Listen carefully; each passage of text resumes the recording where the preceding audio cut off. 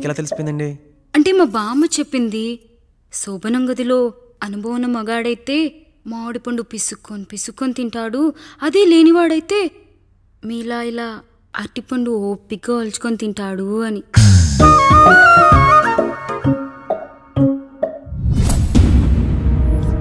ఏంటవి? అవేంటో తెలీదా? ఫ్రెండ్స్కి పెళ్ళని చెప్తే హ్యాపీ బర్త్డే అనుకొని బెలూన్స్ ఇచ్చారు, ఫీల్ అవుతారు కదా అని 4 అక్కడ కట్టాను.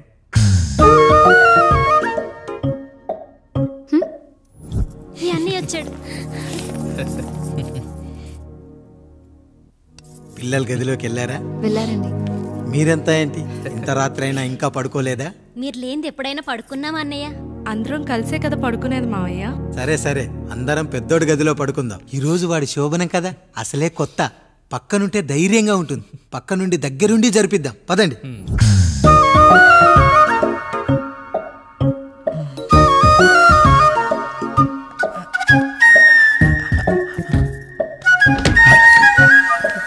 కానివ్వండి రా, కానివ్వండి కానివ్వండి. మీరేం మావయ్య ఇక్కడ పడుకుంటున్నారు? అదేంటమ్మా పెద్దోడా, చెప్పలేదా? మేమంతా కలిసే పడుకుంటామమ్మా, నువ్వు మాతో పాటే. అవును భార్గవి. మీరు ఊరుకోండి, మీరు ఇక్కడ పడుకోవడం నాకు ఇష్టం లేదు మావయ్య.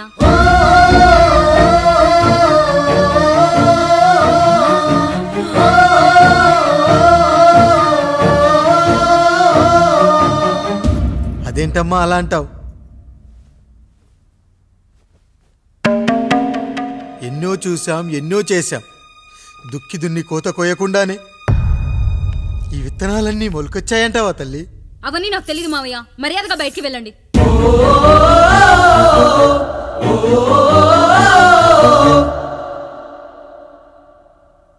కనీసం ఆ మూలనైనా పడుకుంటామమ్మా. నువ్వైనా చెప్పరా పెద్దోడా? అంటే తను ఇబ్బంది పడుతుంది కదా నాన్న.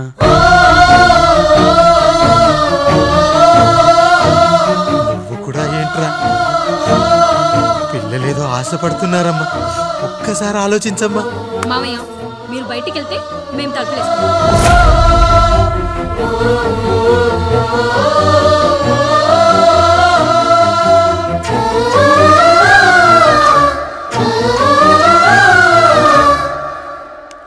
వేసుకోండి అమ్మా, వేసుకోండి, తలుపులు వేసుకోండి.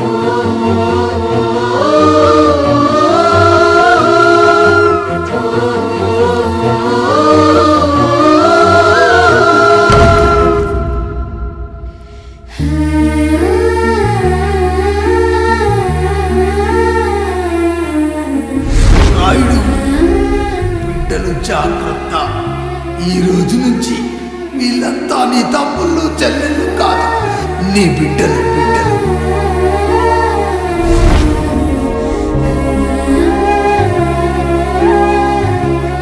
జానకి, ఏమండి? సావిత్రి, ఏమండి? లక్ష్మి, ఏమండి? మన గదిలోకి పదండి. ఇక నుంచి ఎవరి పిల్లలతో వాళ్ళ గదిలోనే పడుకోవాలి. ఇది ఈ రోజు నుంచి ఈ వంశానికి రాస్తున్న కొత్త శాసనం. అయ్యా అలా అరకండి అయ్యా, మీరు లేకుండా మేము ఎప్పుడైనా విడిగా పడుకున్నాము. అంతా కలిసే కదయ్యా పంచుకున్నాం. వెళ్ళరా వెళ్ళు, నీకు భార్య ఉంది, నీకు పడగది ఉంది. వేసుకోండి రా, మీరు వేసుకోండి, తలుపులు వేసుకోండి. మీరు కూడా ఏంటండి పిల్లలేదు? చిన్న పిల్లల వాళ్ళని ఉయ్యాల్లో ఆడించేటప్పుడు పక్కనే ఈ నాన్న కావాలి, బడికెళ్ళేటప్పుడు పక్కనే ఈ నాన్న కావాలి, గుడికెళ్ళేటప్పుడు కూడా పక్కనే ఈ నాన్న కావాలి. కానీ శోభనం గదిలో మాత్రం పక్కనే ఉంటానంటే బరువయ్యాను జానకి, బరువయ్యాను.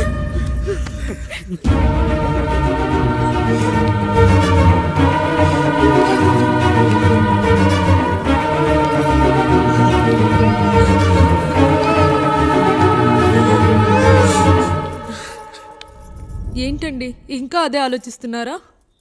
ఎలా మర్చిపోగలను లక్ష్మి? జరిగింది ఏదో జరిగిపోయింది, మీరు బాధపడకండి. ఎంత మాట అన్నాడో చూసావా? నా భార్య ఇబ్బంది పడుతుంది, బయటికెళ్ళండి నాన్న అన్నాడు. వాణ్ణి ఎలా పెంచాను, చదువుకుంటే పై చదువులకు వాడు వేరే ఊరు వెళ్లాల్సి వస్తుందని చదివే మాన్పించేశాను. జ్వరం వస్తే ఆ మాత్రలు చేదుగా ఉంటాయని నేనే మింగాను. నోరు తెరిచి అమ్మ కావాలన్నప్పుడల్లా ఎంతమంది అమ్మల్ని ఇచ్చాను. నాన్న అన్న ప్రతిసారి నాన్నల్ని ఇవ్వలేకపోయానని వాడికి నా మీద కోపమో ఏమో జానకి. నిజమేనండి, మనమంతా ఇలా లేమే. మన కుటుంబానికి దిష్టి తగిలింది. మా నాన్న మరణంతో ఆస్తిపోయి తమ్ముళ్ళతో నడి రోడ్డున పడ్డప్పుడు ఇలాంటి కష్టాన్ని మొదటిసారి అనుభవించాను. అన్నయ్య అన్నయ్య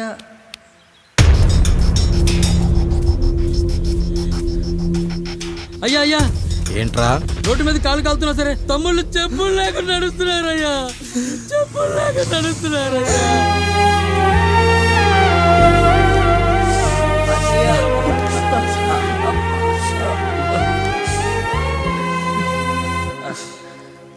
చెప్పులు లేకుండా నడుస్తుంటే కాళ్ళు కాలుతున్నాయట్రా.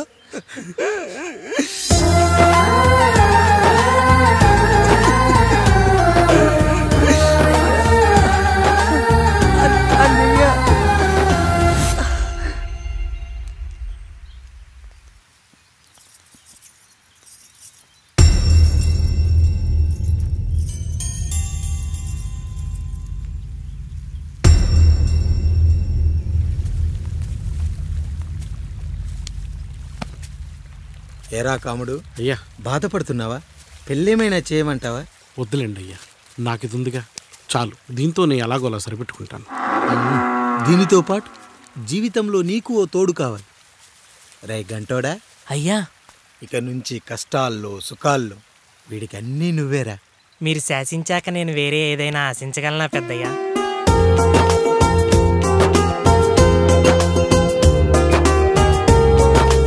నీ గురించి కాదురా, మీ అక్కది. చాలా గొప్ప మంచి మనసుని విన్నాను. ఈ కాముడికి ఆ రాముడి గుళ్ళో పెళ్లి చెయ్యి. అయ్యా, దాన్ని పెళ్లి చేసుకుంటే దాని భర్త చనిపోతాడని జాతకంలో ఉందయ్యా. మీరంతా కలకాలం ఉంటారంటరా. వీడు పోతే నేను లేనా, చూసుకోలేనా? నువ్వు పెళ్లి చెయ్యి, పెళ్లి చేయరా.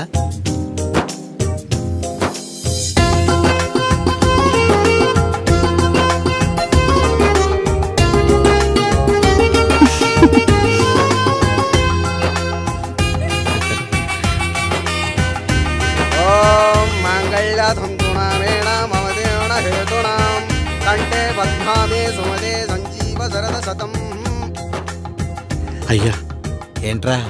మీ చేత్తో నాకు దొంగగా జీవితాన్ని ఇచ్చారు. ఇప్పుడు ఒక భర్తగా భార్యనిచ్చారు. అదే బంగారు చేత్తో ఒక్క ముడివేసి పెట్టండి అయ్యా. మీ నీడను మేము చల్లగా ఉంటాం.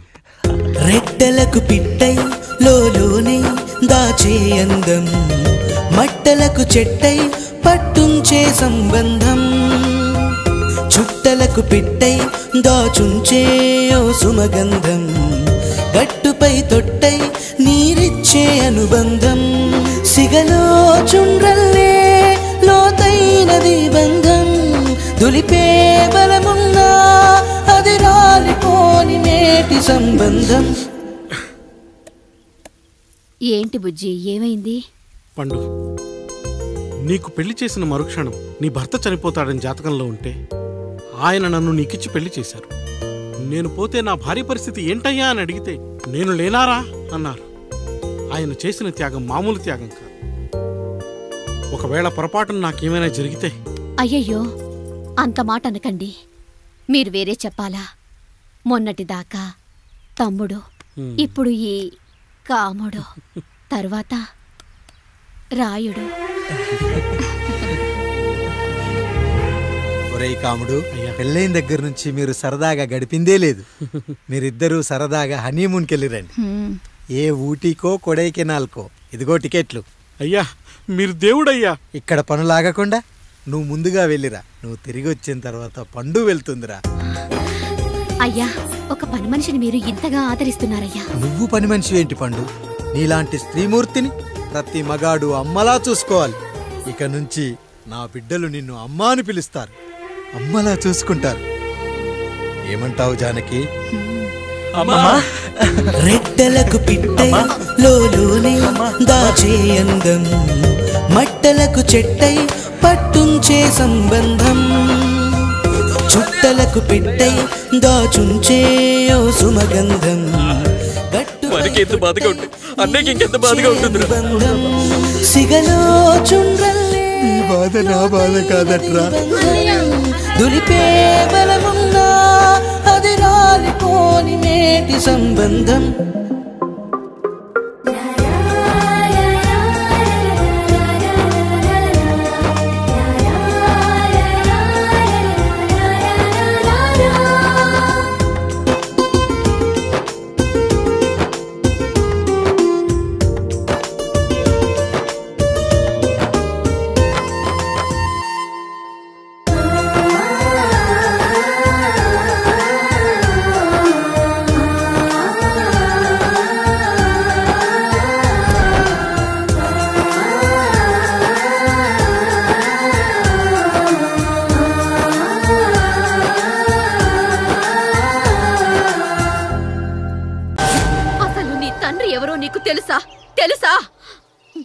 ఇదిగో ఈ కాముడేరా నీ తండ్రి.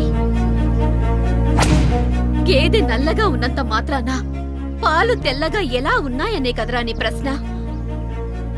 దానికి సమాధానం చెప్పాలంటే ఒక వర్షం కురిసిన రాత్రి నేను 9వ నెల బాలింతగా ఉన్నప్పుడు. పండు పండు ఇదిగో. ఏమిటండి ఇది? నిద్రలేస్తే నేను, బయటికెళ్తే గంటోడు, పక్కకెళ్తే పాలేరు, ఎప్పుడూ తిరిగే తాయారు. రోజు మమ్మల్ని చూసి చూసి బిడ్డ కూడా జిడ్డుమొహం వేసుకుని పుడతాడేమో అని భయంగా ఉంది. కడుపులో ఉన్నప్పుడు మనం ఎవరి మొహాలైతే చూస్తామో అచ్చం వారి పోలికలతోనే పుడతారంటారు. పొరపాటున నా పోలికలతో పుడితే? అదేంటి కాముడు, నీకేం తక్కువ? జుట్టు ఉండాల్సిన చోట లేకుండా అవసరం లేని చోట విపరీతంగా పెరిగిపోతుంది. మనకు పుట్టబోయే బిడ్డ గొప్ప అందగాడై ఉండాలి. ఇదిగో రోజు ఈ దేవుడి ఫోటోలు చూడు, వాళ్ళలాగే అందంగా పుడతాడు. కడుపుతో ఉన్నప్పుడు ఎవరి ఫోటో చూస్తే ఆ పోలికలతో బిడ్డ పుడతాడా? కనిపించని దేవుడి పోలికలు నా బిడ్డకెందుకు? ఈ ఊరికి దేవుడు రాయుడు. నా బిడ్డ ఆయనలాగే పుట్టాలి, ఆయనలాగే పుట్టాలి.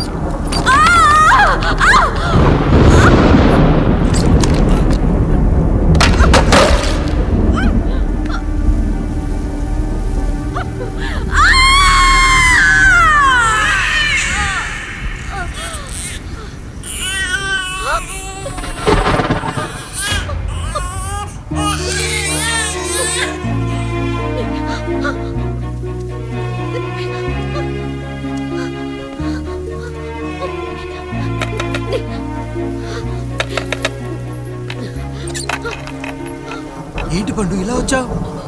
అయ్యా, తప్పు జరిగిపోయింది పెద్దయ్యా. ఏం జరిగింది? అసలే నువ్వు ఒట్టి మనిషి కూడా కాదు. ఒక్కసారి ఇటు చూడండి అయ్యా.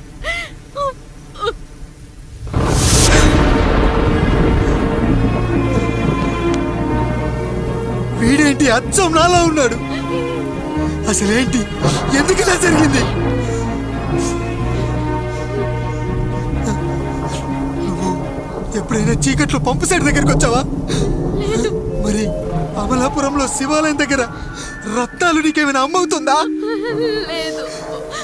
పిఠాపురంలో పద్మ, రామాపురంలో లక్ష్మి, కాకినాడలో సుజాత.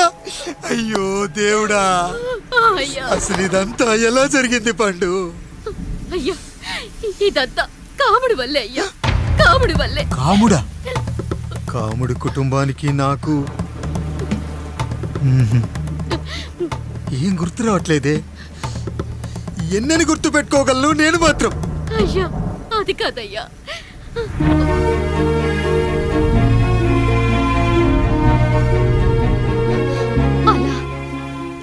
రోజు మీ ఫోటో చూసి చూసి అచ్చం మీలాగే పుట్టాడు. అయ్యో, నా పోలికతో బిడ్డ కావాలనుకోవడం ఏంటి పండు?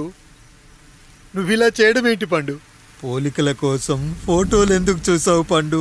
అందుకే కదయ్యా ముందు ఆ డైలాగ్ చెప్పాను, తప్పు జరిగిందని. ఇప్పుడు ఏం చెయ్యాలయ్యా? స్వచ్ఛమైన మన ప్రేమను ఈ పాడులోకం అర్థం చేసుకోదు. కనీసం మీ ఇద్దరి జీవితం బాగున్నా ఆనందపడేవాని. వీణ్ణి ఇక్కడ ఉంచొద్దు పండు, బయటికి పంపించు. బయటికి పంపించి బాగా చదివించు, గొప్పవాణ్ణి చెయ్యి. వీడికి అయ్యే ఖర్చంతా నేనే భరిస్తా. అవసరమైతే ఆ డబ్బు కాముడి జీతంలో కట్ చేద్దాం. అయ్యా వెళ్లే ముందు వీడికొక పేరు పెట్టండి అయ్యా. వీడు ఇంకో రాయుడు, అంటే ఇంగ్లీష్లో అండ్ రాయుడు అండ్ రాయుడు.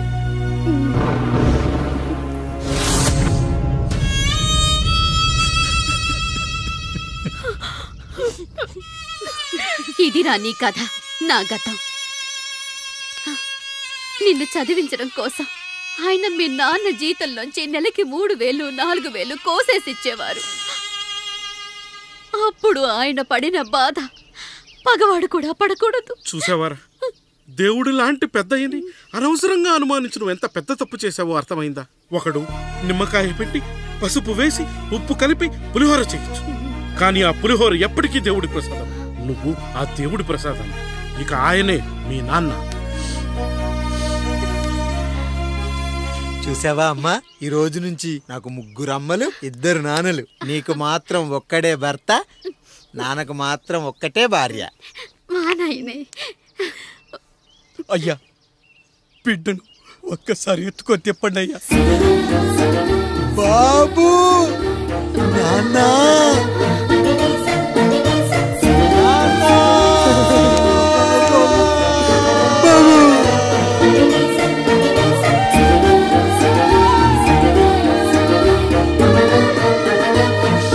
నన్ను క్షమించు నాన్న. ఇప్పటికైనా నిజం అర్థం చేసుకున్నావు. అది నాకు చాలురా, చాలు. చాలదు నాన్న. నిన్ను ఏలెత్తి చూపిన జనంతో చెయ్యెత్తి దండం పెట్టించాలి. అన్నయ్య కంటే ఆస్తి ముఖ్యమనుకున్న మన కుటుంబానికి గుణపాఠం నేర్పించాలి. ఇక నాకు వదిలే నాన్న, నేను చూసుకుంటా.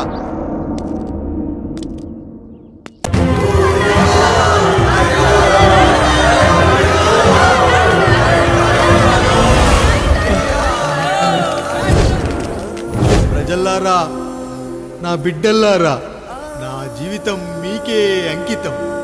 మళ్ళీ జన్మంటూ ఉంటే మీకోసం తిరిగి వస్తాను.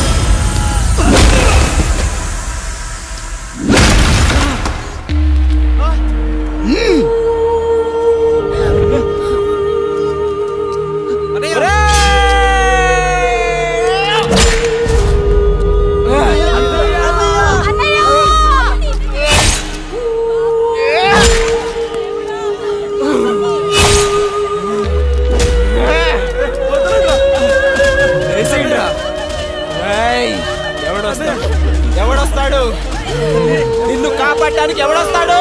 వేసేట్రా.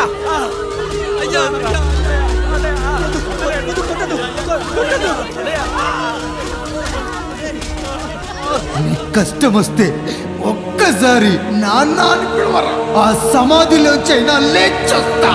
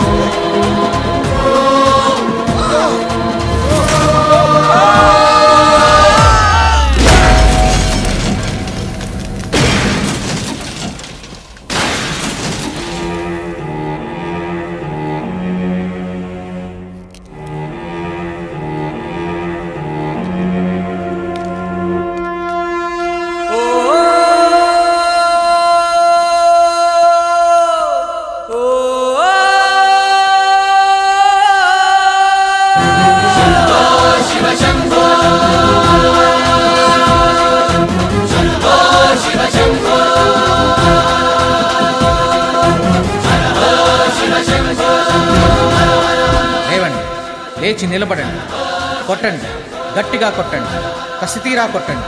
ఈ చిత్రంలోని నటులను, సాంకేతిక నిపుణులను ఎక్కడ పడితే అక్కడ కొట్టండి. కనిపించిన ప్రతి చోట కొట్టండి చప్పట్లతో. విడివిడిగా ఉన్న వ్యక్తుల మధ్య బంధాన్ని నిలిపేది కుటుంబం. విడిపోయిన కొబ్బరి ఆకులను కలిపి ఉంచేది కొబ్బరి మట్ట. కుటుంబం కోసం నిలబడ్డ ఎందరో అన్నయ్యలకు మా ఈ చిత్రం అంకితం.